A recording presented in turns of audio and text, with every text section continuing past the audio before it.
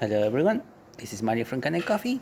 Here we have this beautiful Jura and a Micro 1 espresso machine.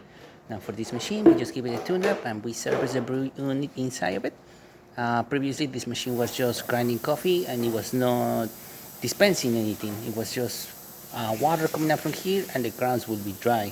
So we were able to unclog the whole spouts. We were able to service the whole brew unit, disassembling the entire thing, deep cleaning it, replacing the gaskets of it, cleaning the shower screen, and also doing cleaning cycles of this machine to clean the spouts. Also a descaling cycle to clean the thermal blocks and the hoses.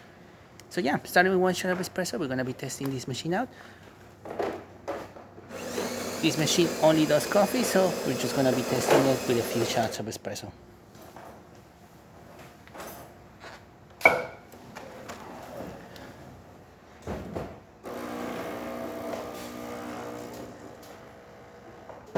Now the machine is doing pre-infusion and then it's gonna go into the extraction phase.